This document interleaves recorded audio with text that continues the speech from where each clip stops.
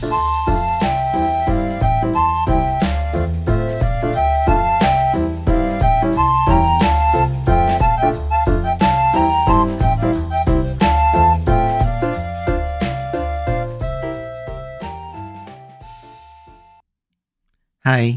this is Sakyo Jun's channel. I share experiences about studying abroad and life discoveries. I hope you like it. Today is part 4 of the Kyoto series.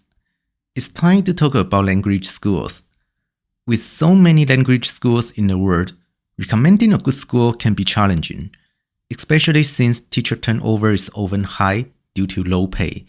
However, I did meet some great teachers at my school, Nihongo Center in Kyoto. Most of their students came from Sweden, France, Indonesia, and Taiwan, among other places. The student ratio seemed stable, perhaps because former students left positive reviews online, or new students were introduced through the same agents. Since I had studied Japanese for a few years before, I was initially placed in a highest level class, but I wasn't actually fluent in Japanese yet. There is a noticeable difference between Western and Asian students. Western students, like those from France, tend to be stronger in speaking and listening, while Asian students, such as those from Taiwan, excel at reading, but often struggle with conversation. Taiwanese students are often placed in a higher level classes because Japanese include many kanji, characters derived from Chinese, which we can easily recognize and understand. The school organized many activities for students, including lakefront barbecues, dressing up for traditional festivals, hiking, rafting, and skiing.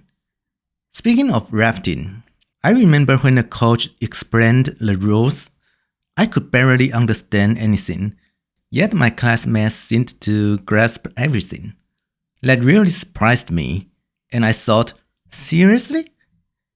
Have you ever felt the same? When you hear something difficult and it seems like everyone else understands except you?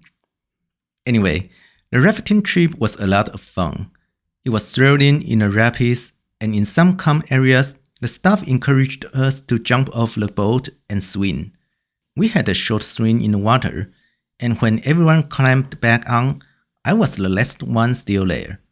My French classmate called me up, and I playfully mimicked Phoebe's line from Friends, saying, "It's too late for me, save yourselves." My classmate also dramatically responded, "No, June!" It was a hilarious moment. The school also took students skiing in the winter. But if you can arrange a ski trip on your own, I highly recommend it. Traveling independently is not only more fun and allows for more free time, but it's also cheaper. I took an overnight bus to go snowboarding alone. It was a bit intimidating, but incredibly enjoyable. I still remember many details from that solo trip. For example, I had to reopen my locker at the ski resort 3 times because I kept forgetting something. Since there were fewer tourists that day, I even ended up having a coach all to myself. After the snowboard course, I also enjoyed the outdoor hot spring while snow drifted in the wind. There was a foreign family that looked so perfect, it felt like a scene from a movie.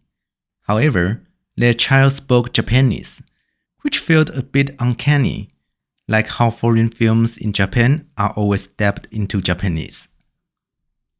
Although I used to spend a lot of time alone, I also enjoyed hanging out with friends.